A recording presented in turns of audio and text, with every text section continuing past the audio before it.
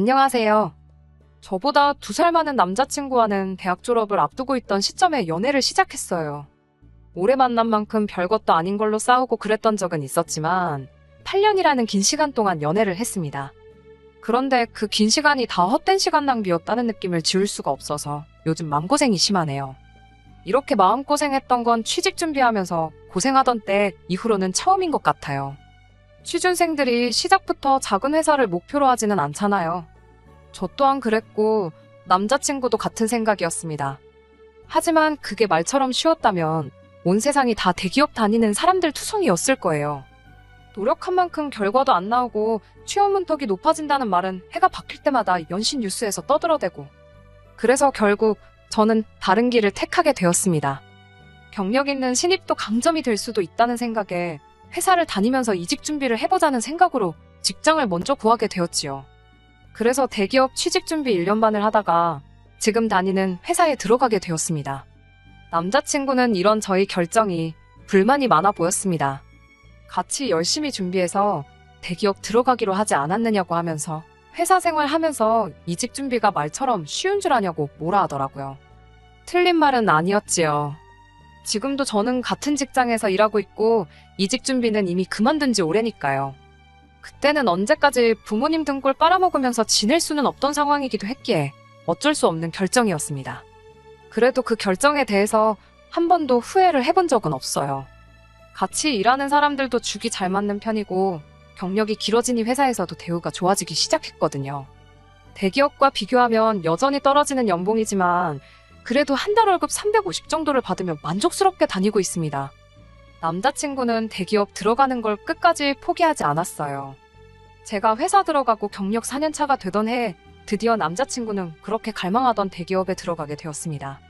남자친구는 현재 2년 차인데 그래도 역시 대기업이라고 월급을 벌써 저보다 높게 받고 있네요.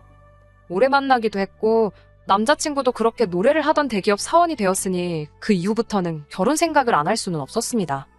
그런데 한 가지 문제가 있었어요. 남자친구 회사는 지방에 거점을 두고 있는 회사거든요. 지역만 말해도 아실 분들은 다 아실 것 같아 여기까지만 말을 하겠습니다. 아무튼 덕분에 남자친구가 취직한 이후부터는 주말에만 만나는 주말 커플이 되었습니다. 아무래도 남자친구가 취직 준비하는 4년 동안 나름 저한테 안 얻어먹으려고 노력하긴 했지만 데이트 비용 같은 거에서 저한테 조금 신세졌던 부분이 있어요. 그렇다 보니 그때 신세진 거 갚겠다고 주로 남자친구가 먼저 서울로 올라와서 데이트를 하곤 했습니다.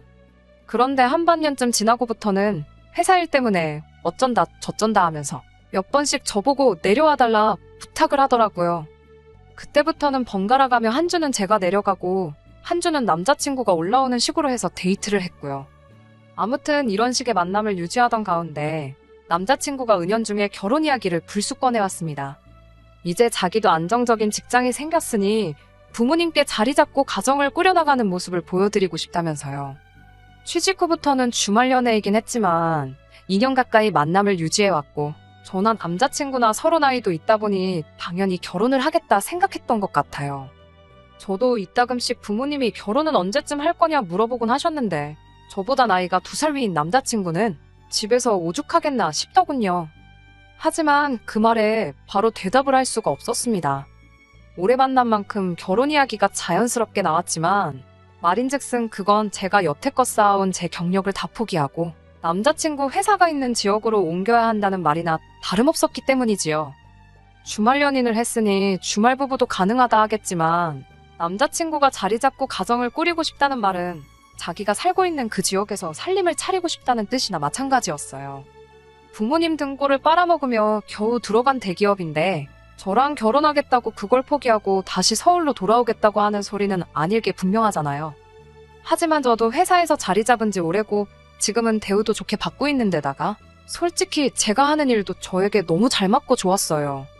결혼 때문에 당장 여태껏 해온 경력을 없애고 싶지도 않았습니다. 하지만 무조건 거절해야겠다는 입장 또한 아니었기에 좀 더 고민해볼 문제라 생각했습니다. 그래서 남자친구한테도 시간을 좀 더 달라고 했어요. 이런저런 고민을 한다고 해결되는 건 없었습니다. 그래서 평소에 가깝게 지내던 회사 선배에게 이 이야기를 털어놓고 도움을 요청했어요. 그래도 고민을 털어놓으니 갑갑한 마음이 한결 편해지더라고요. 이런저런 이야기를 듣다가 회사 선배가 남자친구 회사가 있는 지역에 우리 회사랑 비슷한 업무를 하면서 밀접한 관계에 있는 회사를 알고 있는데 그쪽에서 사람을 구하는 걸로 알고 있다고 말해주더라고요. 그 회사에 가서 일하는 걸로라도 경력을 지키고 싶다면 그 자리에 한번 저를 추천을 해보겠다 하셨습니다. 회사가 지금 제가 있는 회사보다도 소규모다 보니 월급은 당연히 적어지겠지만 사장님이 진짜 좋은 분이시고 가족 같은 분위기의 회사라고 일하는 것도 비슷하니 저라면 금방 적응할 수 있을 거라 하더라고요. 쇳불도 당김에 빼랬다고 곧장 선배에게 부탁해서 그날 화상으로 면접 비슷한 걸 진행했습니다. 사장님은 선배님 말처럼 좋은 분처럼 보였고 제 경력에 선배의 추천이면 저를 안 쓸 이유가 있겠냐며 긍정적으로 이야기가 진행되었어요. 결국 저는 그 회사에 취직을 하기로 결정이 되었습니다. 당장 계약서를 쓰거나 한 건 아니고 회사도 그만둔 상태는 아니었어요. 대충 구두상으로만 이야기가 끝난 상황이었지요.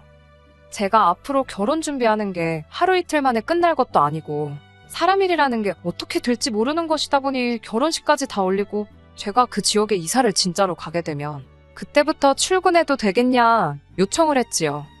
다행히도 그 회사에 생기는 결혼도 당장 나가는 게 아니었기에 그 회사 측에서도 오히려 저희 제안을 환영하는 분위기였습니다. 그렇게 저는 남자친구와 결혼 준비를 시작하게 되었어요. 연애만 횟수로 8년을 만났는데 저희가 다툰 적이 없다면 거짓말이겠지요.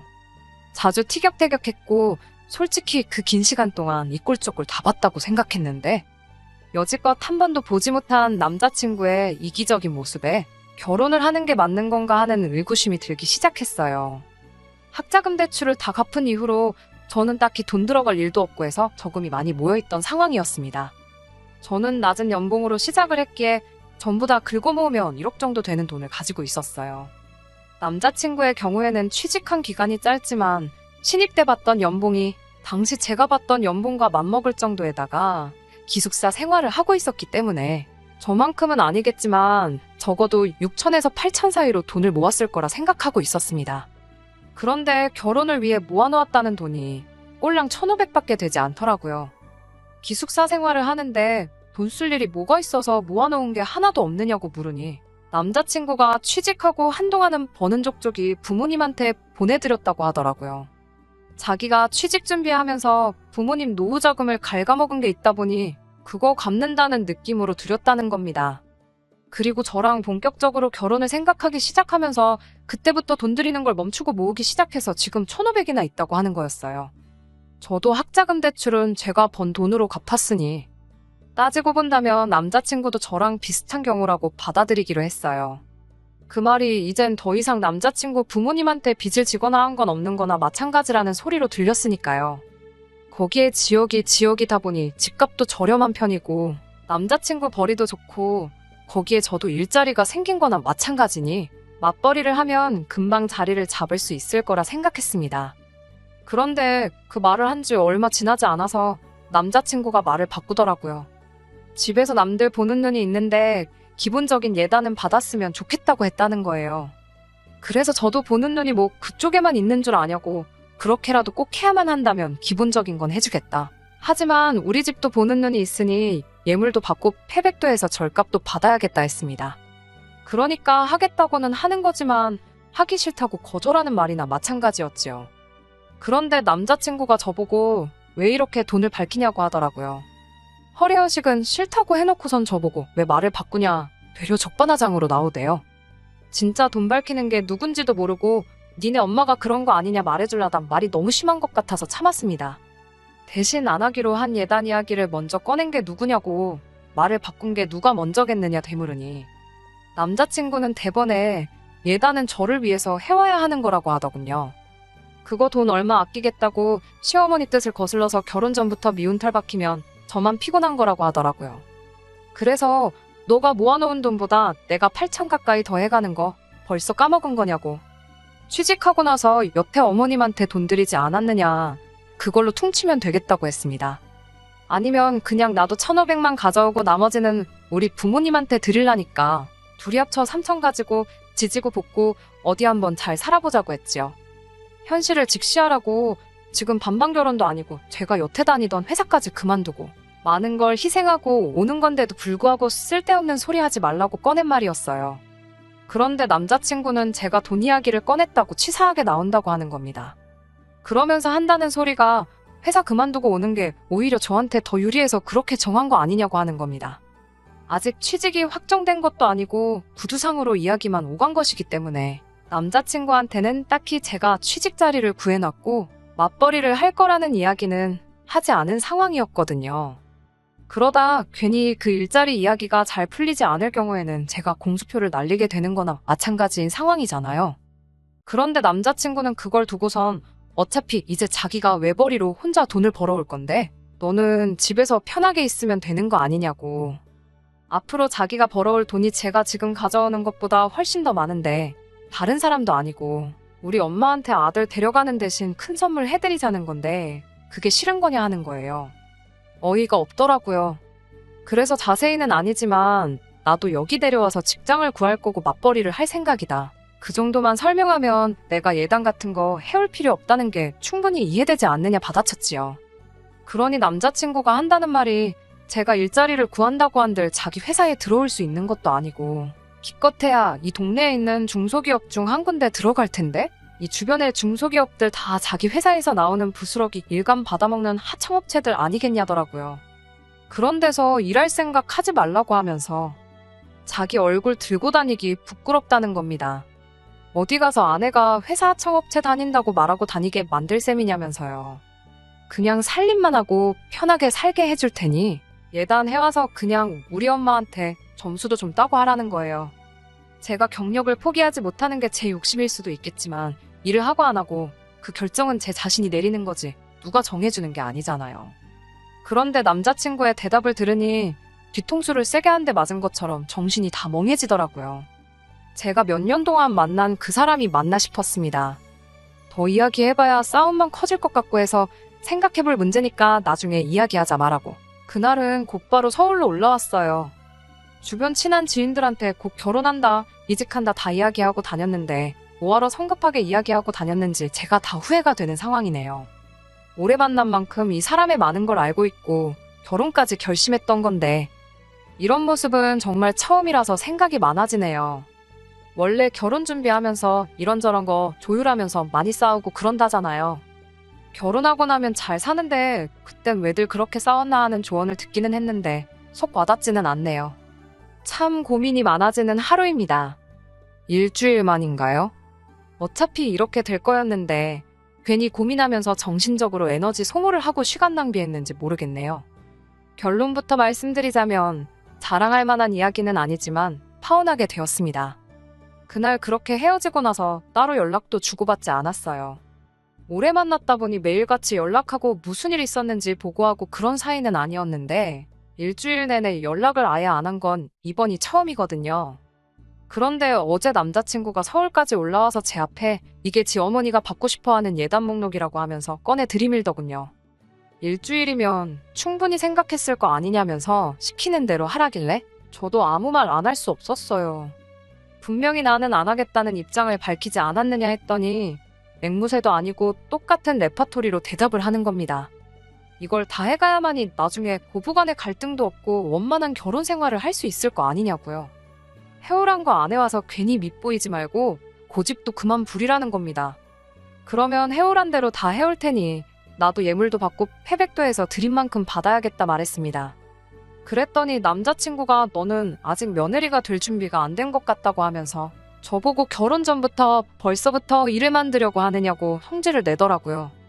이건 진짜 아닌 것 같다고 오빠가 여태 번 돈도 다 어머님 드리지 않았느냐고 그런데 또 뭘 더 드리려고 하는 거냐 하고 너무 이기적인 거 아니냐고 했어요.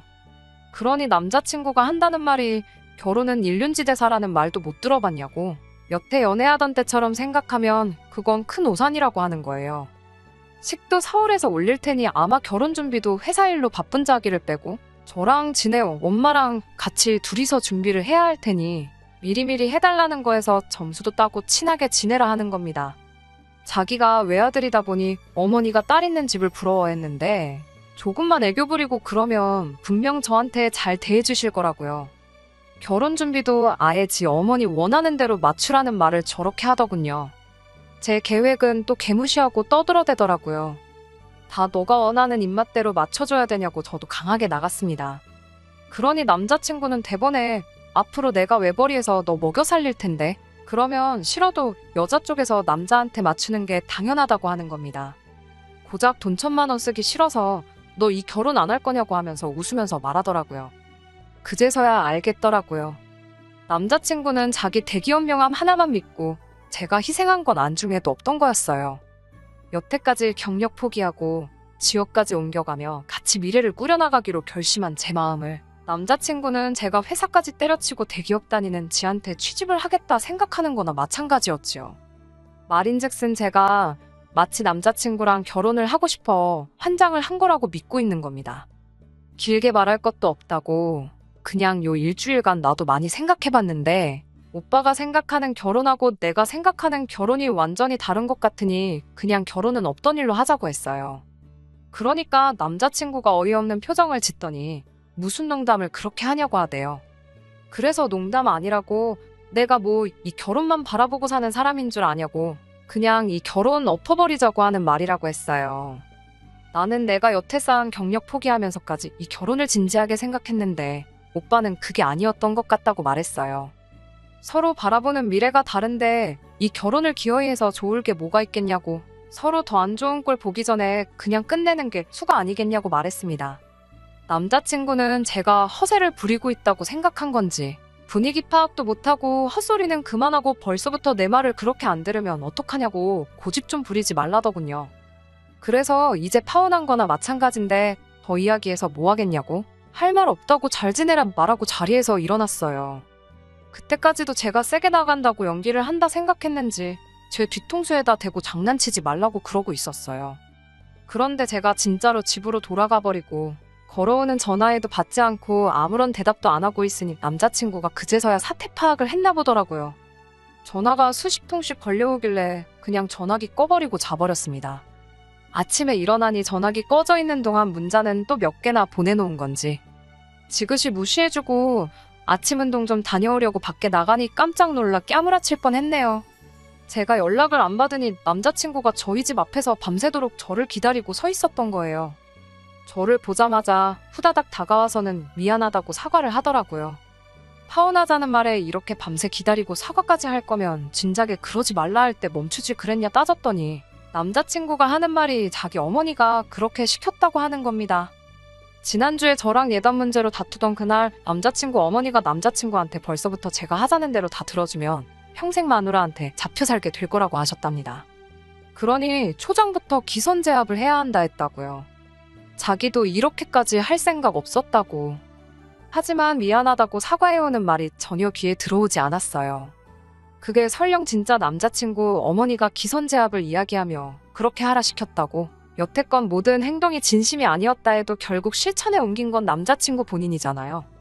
그게 맞다 생각하고 그대로 행동한 건 이미 남자친구도 마음속에는 이게 맞다고 생각하고 있다는 거나 마찬가지인 거 아니겠어요? 연애하는 내내 좋은 모습 보여줬으면 뭐 하겠어요. 지금 보여주는 모습은 자기가 돈 좀 번다고 집에서 시모가 시키는 대로 지가 원하는 대로 말 잘 듣는 식모를 구하겠다 하는 모습으로밖에 보이지 않았어요. 그래서 정신 차리라고 했습니다. 막말로 대한민국 땅에 대기업 다니는 남자가 너 하나밖에 없는 줄 아냐고 착각하지 말라고 했어요. 월급 나보다 잘 받는 거 인정하지만 그래봐야 지금 제가 받고 있는 월급이랑 비교하면 얼마 차이도 나지 않는 거 모르냐고. 내가 뭐가 아쉬워서 시모 물주 노릇하고 남편 밥 챙겨주는 식모 노릇하려고 경력까지 포기해가면서 너랑 살겠냐고 따졌네요. 그렇게 남자친구는 결국 제 마음을 돌리지 못하고 집에 돌아가 버렸고 저는 이렇게 후기를 남기고 있습니다. 남자친구가 무슨 수를 쓴다고 해도 제 마음을 돌릴 수는 없을 거예요. 어머니랑 연을 끊고 회사까지 그만두고 제가 가는 게 아니라 지가 온다고 해도 말입니다. 이번에 보여준 모습은 아마 빙산의 일각이라고 생각해요. 결혼 후에는 얼마나 더 심해질지 안 봐도 비디오입니다. 어차피 파혼을 하지 않으면 이혼을 했을 거예요. 살살 달래서 결혼한 뒤에 다시 본 모습을 보이기 시작하겠지요. 회사에서도 제가 그만두지 않는다는 말에 사실 저 없으면 그 자리를 어떻게 채우나 고민했다며 반겨주더라고요. 제가 결혼을 했다면 취직하기로 했던 회사 사장님께서도 아쉽지만 어쩔 수 없다며 그때 구두로만 그럴 게 아니라 계약서를 쓸 걸 그랬다며 농담처럼 잘 넘어가 주셨습니다. 여태껏 남자친구를 만나온 시간이 아깝긴 하지만 그 시간 아깝다고 제 인생을 스스로 수렁에 빠뜨릴 필요는 없겠지요. 이번에 사실 크게 되어서 결혼은커녕 한동안은 연애 생각도 나지는 않을 거지만 똥차가 가면 벤츠가 온다잖아요. 인연이라는 게 진짜 있다면 제가 조급해하지 않아도 만나게 될 거라 생각합니다. 저는 그때까지 제 가치를 높이기 위해 더 열심히 살아야겠어요. 끝까지 들어주셔서 감사합니다. 오늘의 사연은 여기까지입니다. 구독과 좋아요, 알람 설정 부탁드리고 더 좋은 사연으로 다시 찾아뵙겠습니다. 감사합니다.